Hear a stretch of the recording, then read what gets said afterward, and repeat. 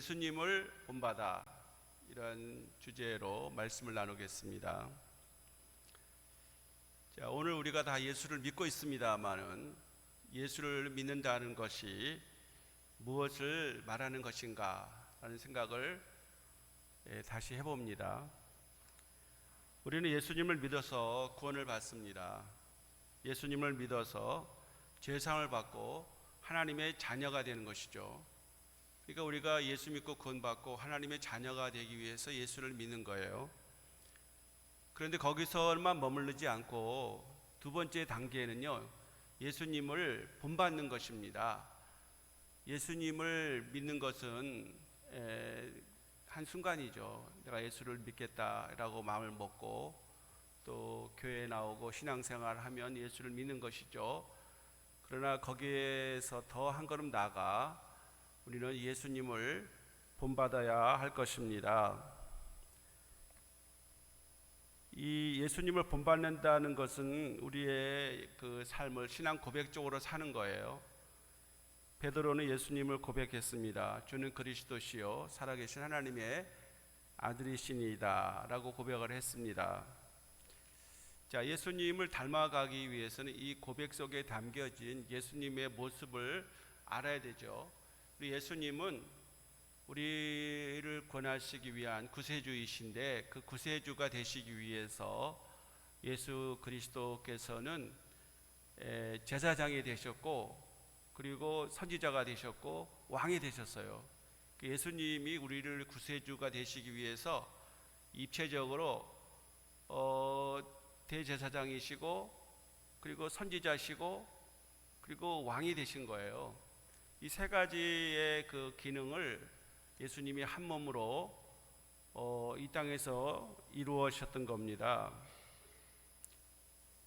예수님은 제사장이라고 할 때 십자가에서 자신의 몸을 화목제물로 드리심으로 자기 피로서 영원한 제사를 하나님께 드려서 우리의 죄를 사해 주셨습니다. 그리고 예수님이 선지자로서 그의 역할은 율법을 다시 복음적으로 해석을 하시면서 그 예수님을 통해서 하나님 나라로 가는 길을 또 인생의 참 가치와 그 모든 것을 우리에게 가르쳐 주셨어요. 선지자로서의 역할을 하신 거죠. 그 다음에는 이제 예수님이 왕이십니다. 지금도 살아계셔서 우리와 함께 하시고 우리의 세계와 역사를 주관하고 다스리시는 만왕의 왕이세요. 예수님은 왕으로서 오늘도 우리를 다스리고 계신 거예요. 예수님이 그저 아무것도 안 하고 있는 게 아니라 이 역사의 배후에 그리고 중요한 순간마다 우리 예수님은 그 왕으로서 이 세계를 이 우주를 다스리고 계신 겁니다. 그런데 오늘 우리가 생각해 볼 것은 두 번째 선지자로서의 예수님을 살펴보려고 하는 것이죠. 자, 예수님은 우리에게 말로만 가르치신 것이 아닙니다. 행동으로 보여주셨어요. 예수님이 행동으로 보여주시면서 우리로 하여금 어떻게 살아야 되는지, 무엇을 위해 살아야 되는지, 그리고 어떻게 죽어야 하는지 이런 거를 몸소 우리에게 보여주신 겁니다.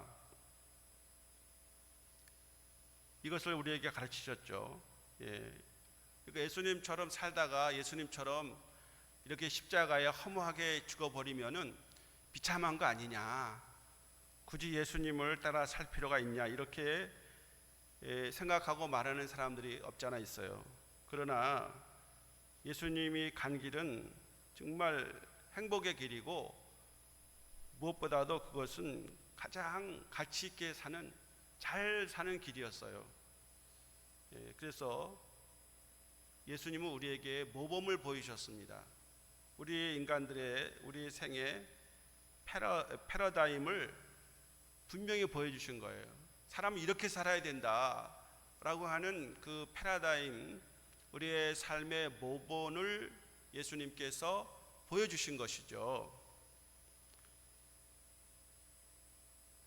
그 우리의 성품이라든지 우리 인간됨의 모범이 되시는 예수님이십니다. 그래서 오늘 5절에 바울 사도가 그리스도 예수를 본받아라고 말씀하고 있는 거예요. 예수님을 본받아서 우리 성도들로 하여금 살아라, 이렇게 단적으로 말씀하고 있는 겁니다. 우리가 중생하고 나면 이제 성화의 가정을 일생 살아가는 것입니다.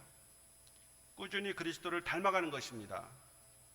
이 닮아간다고 해서 우리가 예수님처럼 어떠한 병을 고쳐야 한다든지, 또 예수님처럼 길게 살아서 안 되고 33살에 이제 죽어야 된다든지, 또 예수님처럼 십자가에 달려 죽어야 된다든지, 이러한 것이 아닙니다. 이런 것은 형식적인 문제이죠. 중요한 것은 예수님의 성품입니다. 예수님의 인간됨이죠. 그래서 그의 사람됨을 우리가 본받아야 합니다. 사도 바울이 오늘 예수님을 본받아 살라고 그렇게 말씀하고 있어요. 예수님이 어떠한 분인지 아까 말씀드린 대로 예수는 제사장이고 선지자이시고 왕이신데, 그 예수님은 우리에게 하나님의 그 나라와 또 우리가 어떻게 인생을 살아야 되는지 그 분명한 그 길을 예수님이 선지자로서 우리에게 가르치시고 친히 그것을 삶으로 모범을 보이신 거예요. 그러니까 예수님을 본받아 산다는 것이 과연 어떻게 사는 것이냐라고 할 때 오늘 이 말씀이 우리에게 오늘 교훈을 주고 있습니다. 그래서 오늘 두 가지 정도로 여러분에게 말씀을 나누고자 합니다. 자, 예수 그리스도는 누구이십니까? 예수님께서는 우리 죄를, 우리 약점을 담당하신 분이라는 거예요. 예수님은 우리 약점을 담당하신 분입니다. 우리의 약점이 있죠. 우리 약점은 공통적으로 우리는 다 죄인이라는 약점이 있고요. 또 우리는 우리의 모습에 많은 그 약함이 있어요. 약점이 많습니다. 약점 없는 사람이 세상에 어디 있습니까? 그래서 우리는 다 부족하기 그지없고요. 누가 보기에도 저렇게 살아야 되겠느냐 할 정도로 실망감을 줄 때가 많지요. 자, 그런데 여기 1절에 보면 우리 강한 자가 마땅히 약한 자의 약점을 담당하고, 이게 예수님의 모습이라는 겁니다. 자, 강한 자가 약한 자의 약점을 담당하는데 과연 강한 자가 누구냐라는 말이죠. 자, 어떤 사람이 강한 자입니까? 네, 권력을 가진 사람? 정치를 하는 사람? 또 돈을 많이 가지고 있는 재벌가? 그렇지 않으면은 이만기와 같이 이렇게 씨름을 잘하는 이런 씨름 선수? 이런 사람들이 강한 자가 아니라는 겁니다. 진정으로 강한 자는 정신적으로 강한 자, 인격적으로 강한 자고 성품이 강한 자를 말하는 거예요. 자, 이런 사람이 어떠한 사람이죠? 우리가 이러한 그 인격적으로 강한 자, 정말 정신적으로 흐트러짐이 없는 강한 자, 정말 우리 성품적으로 강한 이러한 사람을 우리가 만나기가 쉽지 않은데, 정말 이러한 그 사람이 바로 예수 그리스도라는 거죠. 예수님을 닮아가면은 여러분이 강한 자가 되는 거예요. 나는 강하다 이렇게 외치지 않아도, 또 어떤 자기가 가지고 있는 것으로 그것을 어떤 그 권력으로 휘두른다든지 힘을 쓴다든지 해서 강한 자가 되는 게 아니라, 진정으로 강한 자는 세 가지의 모습을 가지고 있다는 거예요. 첫 번째는 이해력이 강한 사람입니다. 마음이 넉넉하면 이해할 수 있습니다. 어떤 환경에 구애받지 않고 이해할 수가 있습니다. 그저 조그만 일에 걸려 넘어지고 오해하고 원수 맺고 울고 짜고 절망한다면, 자, 이런 것은 약한 것이죠. 네. 약한 사람들은 민감해요. 그래서 만사에 아르레기 반응을 일으킵니다. 이건 약한 자의 모습이죠. 그러나 강한 사람은 언제나 넉넉합니다. 그래서 좋은 사람도 사랑하고 못된 사람도 같이 지낼 수 있어야 합니다. 그런 사람도 이해합니다. 언제나 상대방을 깊이 이해하고 또 역사의 의미도 세상 돌아가는 것도 이해하고 환경이 말해주는 것 방향도 그것도 그냥 이해하고 감내하는 거예요. 지금 주어진 현실을 어떻게 하겠습니까? 뭐 그렇다고 거기에 대해서 항상 뭐 이 시국에 대해서 불평하고 말이죠. 누가 어떻고 저떻고 이렇게 하면서 우리가 한쪽으로 치우친다고 하면은 약한 것이죠. 우리는 때때로 자녀들을 이해하지 못할 때가 있습니다. 그래서 지난 얘기를 하면서 우리가 옛날에는 이렇게 살았다라고 하면서 오늘 현실의 젊은이들, 자녀들과 대화가 되지가 않아요. 그래서 젊은이들이 우리를 뭐라 그럽니까? 꼰대라고 하잖아요. 꼰대. 예? 뭘 지적해서 야 이렇게 하면 되냐, 뭐 이렇게 해야지, 막 이렇게 시정하고 가르치려고 하고 또 뭐 어른은 저를 한마디 하려고 하고 막 이렇게 한다면은 스스로 꼰대 되는 것을 자처하는 거예요, 여러분. 그게 꼰대가 왜 되는 겁니까, 여러분? 이해하지 않으니까 되는 거죠. 여러분들이 넓은 마음으로 특히 나이가 들수록 더 우리가 이해의 마음을 가져야 돼요. 아, 그럴 수 있겠다. 입장을 바꿔놓고 생각하면은 뭐 이해하지 못할 일이 세상에 어디 있겠습니까, 여러분? 그러니까 강한 사람은 뭐냐면 넉넉한 마음으로 이해하는 거예요. 폭력이 있는 겁니다. 그런 사람이 강한 사람이에요. 두 번째는 깨달은 진리를 자기 생활 속에 구체화시키는 사람입니다. 오늘 우리가 하나님 말씀을 들었다면 그 깨달은 것을 실생활에 적용하는 사람이 강한 사람이에요. 강한 사람은 어떠한 말씀을 듣든지 자기에게 좋은 말씀들, 오늘 은혜 받았다. 그럼 은혜 받았으면 그 말씀을 가서 실생활에 그것을 실천해야 되지 않겠습니까? 받은 바 은혜의 말씀이라고 흘려보내고 나하고는 좀 거리가 멀다. 난 너무 어렵다. 저렇게 어떻게 살 수 있겠냐? 라면서 말씀은 말씀대로 따로, 나의 생활은 생활대로, 내 형편을 몰라서 그렇지 나의 입장에 처해봐. 어떻게 내가 그렇게 살 수가 있어. 그저 타협하고 좀 적당히 이렇게 눈 감고 지나갈 것은 지나가야지. 이렇게 산다면은 약한 거예요, 여러분. 우리가 이 강한 사람은 한마디로 무엇을 배우든지 실생활에 적용시키는 겁니다. 실생활에 적용을 해보세요. 그러면은 하나님 말씀을 따라 여러분이 실생활에 적용할 때 여러분의 삶이 바뀌어져요. 성품이 바뀌어지고요. 여러분의 모든 삶에 있어서 바뀌어진다는 사실을 여러분이 감지 못한다 하더라도 가족이 알고 가까이 있는 여러 친구들이 나의 변화된 모습을 알게 될 거예요. 하나님 말씀대로 여러분이 실생활에 적용을 해보세요. 그러면 하나님의 놀라운 은혜를 체험하게 되는 겁니다. 세 번째는 강한 사람은 실천 지구력이 있다는 겁니다. 누가 강합니까? 계속 그것을 인내하면서 꾸준히 그것을 밀고 나가는 것이죠. 알기는 하는데 행하지 못하고, 사랑해야 될 줄 알면 사랑하지 못하고, 용서해야 될 줄 알면서 용서하지 못하고, 또 용서했다가 비슷한 일이 또 다시 벌어지면 원점으로 다시 돌아가 버리는 것은 약한 것이죠. 강한 사람은 한번 시작했다 하면 끝을 보는 겁니다. 어떤 희생의 대가를 치르더라도 계속 밀고 나가는 것입니다. 끝장을 보는 것이죠. 끝장을 볼 수 있는 것은요, 강한 사람이에요. 그래서 약한 사람은 뭐 이리 갈까 저리 갈까 이렇게 흔들리는 거죠. 그러나 우리가 이것이 맞다, 이것이 하나님께서 우리에게 맡기신 것이고 명하신 것이면 한결같이 끝까지 지탱해 나가고 그것을 이루어가는 것은 강한 사람의 모습입니다. 자, 이렇게 강한 사람은요,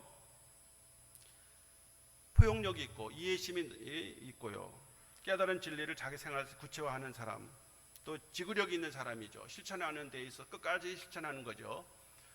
그런 사람이 보기에 약한 사람들이 보면은 약한 사람들이 보이면 어떻게 보여요? 아이 뭐 저렇게 살아도 되겠냐? 저렇게 신앙생활 해서 저 뭐 되겠냐? 저런 사람은 아이 좀 우리 교회 나오다가 안 나왔으면 좋겠다든지 심하면 보기가 싫다든지 이렇게 생각해서는 안 됩니다, 여러분. 주위에 이런 약한 사람들이 있으면은 그 약점을 강한 사람이 담당하는 거예요. 네. 그래서 강한 자가 약한 자의 그 약함을 어떻게 하면 좋겠습니까? 한마디로 약점을 담당하는 것이죠. 내가 대신 그 짐을 져주는 겁니다. 이 담당한다는 헬라어는 바스타제인, 이것은 대신 그 사람을 위해서 대신한다 라고 하는 그러한 깊은 뜻이 있어요.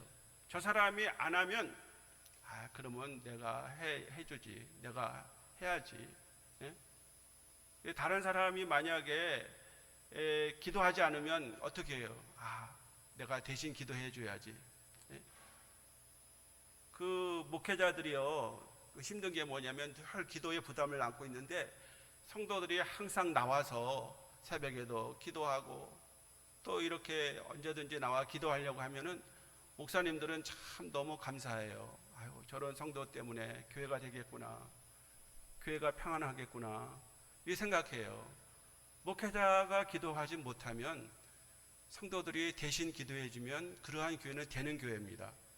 그런 교회는요 사랑이 많은 교회고, 그러한 교회는 정말 하나님 보기에도 기뻐하시는 교회예요. 부흥할 수밖에 없어요. 그 목회자에게 모두 다 떠넘기고 목회자가 뭘 안 했다고 목회자가 잘못이라고 막 이렇게 해보세요. 그러면 되는 교회가 없습니다, 여러분. 목회자가 신이 아닌데, 예수님이 아닌데 어떻게 다 그것을 만족시킬 수가 있겠습니까? 여러분들이 정말 짐을 져 주셔야 돼요. 성도들이 서로 약함의 그런 부분이 나타나면은 그것을 모른 채 하지 말고 은밀하게 모르게 다른 사람의 짐을 대신 져주는, 정말 여러분이 이 어떤 성품적으로나 또 영적으로나 강한 자가 되시기를 바랍니다. 이사야서 53장 4절 5절에 보면 예수님의 고난받는 종의 모습이 나와 있어요. 그는 실로 우리의 질고를 지고 우리의 슬픔을 당하였거늘 그는 징계를 받아서 징계를 받음으로 우리는 평화를 누리고 그 채찍에 맞음으로 우리는 나음을 받았도다, 이렇게 말하고 있어요. 예수님은 우리가 맞을 것을 대신 맞으셨습니다. 내가 받아야 할 비방을 예수님 대신 비방을 받으셨어요. 자, 이것이 바로 그리스도의 성품입니다. 예수님의 마음은 바로 우리가 받을 그러한 징벌을 대신 받으시고 대신 우리를 위해서 고난당하신 겁니다. 예수님은 우리의 약점을 담당하셨습니다. 다 주님의 책임으로 돌리시고 십자가에서 돌아가신 겁니다. 이 성품 자체가 약한 자의 약점은 비판을 많이 한다는 것이죠. 비판하지 마십시오. 대신 자발적으로 자기가 그 비판하지 말고 그것을 자기의 것으로 그 약점을 담당하려고 하면 그는 바로 예수님의 성품을 닮아가고 있는 것입니다. 사랑이 있으면 우리는 다른 사람의 약점을, 다른 사람의 그 약함을 담당할 수 있습니다. 우리가 그리스도의 희생적인 사랑을 본받는다고 하는 것은 이렇게 다른 사람의 약함을, 그 약점을 대신 짊어지고 사랑을 실천하는 것입니다. 이렇게 강한 자가 약한 자의 약점을 담당하는 이러한 예수님의 성품을 우리가 함께 다 닮아갈 수 있기를 간절히 바랍니다. 자, 두 번째는요, 그리스도께서도 자기를 기쁘게 하지 아니하셨다라고 했어요. 자, 여기 3절에 그렇게 말하고 있죠. 예수께서도 자기를 기쁘게 하지 아니하셨나니, 그래서 자기가 진히 고난을 당했다는 것입니다. 자, 자기를 기쁘게 하려고 하는 마음, 그건 뭡니까? 자기 중심적인 마음이죠. 네. 자기 중심적으로 생각하면 그게 이기심이죠. 자기만 생각하는 거죠. 자기의 가정만 생각하는 거죠. 또 자기가 하는 일만 중요하죠.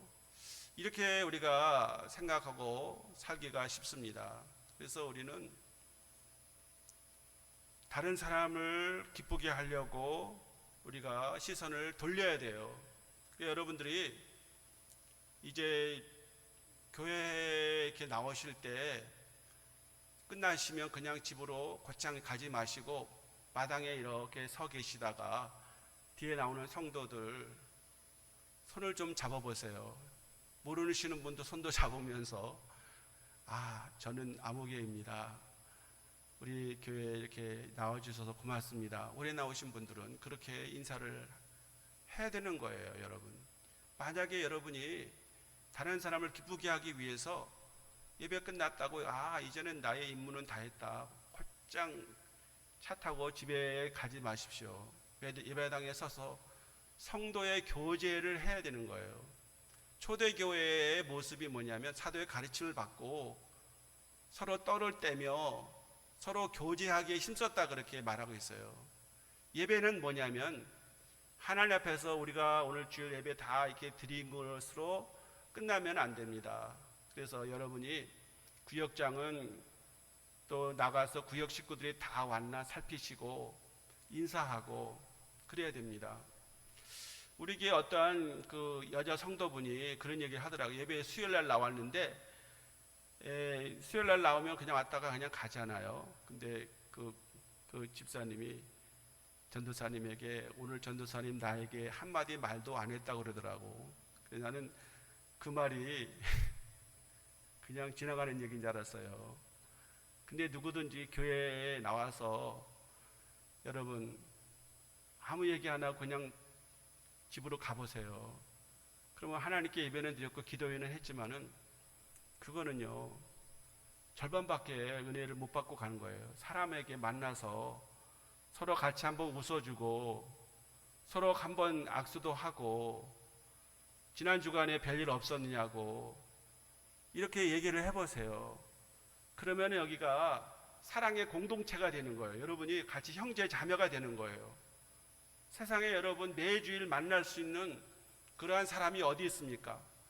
이제 명절이 되면은 여러분 이번 주간에 부모도 만나고 형제도 만나고 자녀들도 다 만날 텐데 그런 분들 1년에 한두 번 만나면 다행이죠. 네? 그러나 성도들은 매주일 만나잖아요. 그러니까 여러분들이 누구든지 돌아서서 항상 한번 약수를 해보세요. 아무개입니다. 저는 뭐하고 지냅니다. 자기 먼저 소개하고 그렇게 말해보세요. 그러면 그분이 교회 나오는 것이 이렇게 좋은 거로구나, 행복한 것이로구나 느끼지 않겠습니까? 강한 자가 약한 사람의 약점을 담당한다는 것이 그게 크게 무슨 일을 하라는 게 아니에요, 여러분. 예? 여러분들이 교회에 나와서도 그렇게 하고 또 집에 가서도 가정에서나 사회에서나 만나는 사람들이 있다면 그렇게 해야 돼요. 여러분 주위에 정말 여러분의 사랑의 손길이 기다리는 사람들이 얼마나 많이 있겠습니까? 그런 사람들 다 약한 사람들이죠. 그래서 여러분이 교회에 나올 때 불현듯 떠오르는 사람들이 있지 않겠어요? 그런 분들이 부모님일 수도 있고 또 멀리 떨어진 자녀일 수도 있고 특히 친구일 수도 있어. 친구. 옛날에 친구들이요. 그런 친구들이라도 여러분들이 한 번씩 전화도 하고 안부도 묻고 다 그러는 것이 약한 사람들의 약점을 담당하는 것입니다. 누가 전화 오면은요 잘 받아야 돼요. 그래서 그분이 어떤 형편에 있는지 위로해주고, 오늘 여기 우리 하나님이 위로의 하나님이라 그러잖아요. 인내와 위로의 하나님이 이렇게 앞에 말하고 있어요. 그러니까 약한 사람들의 약점을 담당해 주기 위해서 위로해 줘야 합니다. 우리 위로의 하나님, 인내의 하나님이세요. 끝까지 참고 들어주고 그리고 끝까지 그들을 사랑으로 품어주는 믿음의 강한 자는 다른 사람을 기쁘게 하는 사람입니다. 이 한 아이가 있었는데 이 소년이 바깥에서 말이죠, 기분 나쁜 일을 겪으면은 그 어머니는 그 소년의 얼굴을 보면서 기분이 상한 것을 알았을 때는요, 그 소년을 안아주면서 그 기분을 회복시키기 위해서 가장 좋은 방법을 알려줬다 그래요. 기분 나빠 막 싸우고 들어온 거라 이렇게 학교에서 좋지 않는 일이 있으면은 그 어머니는 그 아이를 이렇게 안아주면서 뭐라 그러냐면은 너 잠깐 나가서 옆집에 혼자 사는 할아버지 좀 도와드리고 오겠니? 그렇게 말해요. 그리고 너의 도움이 필요한 사람이 있다면 얼마든지 베풀고 오렴. 너 나가서 어려운 사람들 좀 도와주고 오라. 그렇게 말해요. 그럼 어머니가 그렇게 말했으니까 이 소녀는 기분이 안 좋을 때마다 밖에 나가서 도움을 베풀고 돌아오곤 했어요. 자, 기분이 아무리 상해서도 엄마의 말을 따라 일단 누군가 돕고 오면 거짓말처럼 행복감이 몰려온 거예요. 자기 기분 나쁜 것이 해소된 겁니다.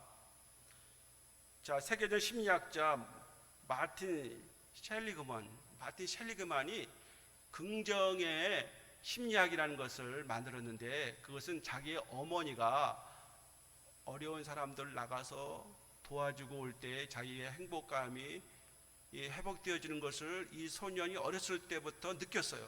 그것을 자기는 자기 학문으로 책임화했다 이렇게 말해요.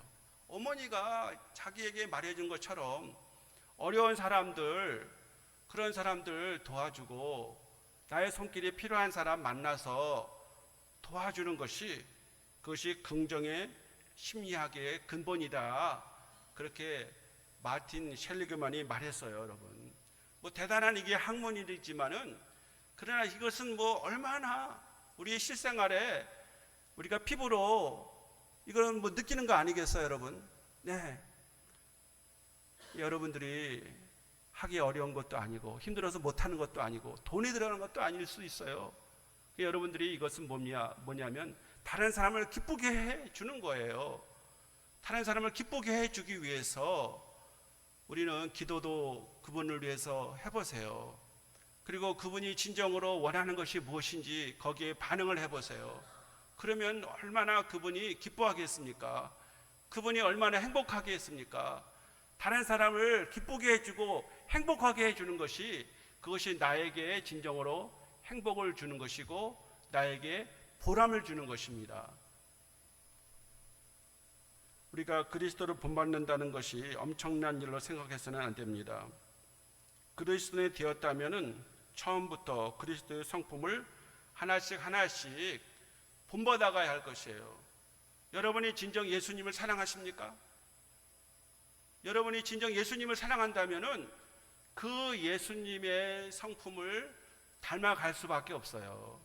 사랑하는 사람의 성품을 닮아가기 마련입니다. 아내가 남편을 사랑하면 남편의 성품을 닮아가죠. 남편이 아내를 진정 사랑하면 그 아내의 성품을 다 닮아가게 마련이에요. 사랑하는 사람은 알게 모르게 다 그를 닮아가는 법입니다. 우리가 예수님을 진정으로 사랑하고 앙망하고 높이고 존경하면 그리스도의 마음을 본받아 가게 될 것입니다. 할렐루야. 예수님을 본받아 따라 살아가면, 그렇게 살아갈 때 그 길은 우리에게 행복을 주는 것이고 다른 사람도 살맛나게 해주는 것이고 행복하게 해주는 것이고, 이것이 바로 예수님을 닮아서 우리는 성숙한 믿음의 삶을 사는 것입니다.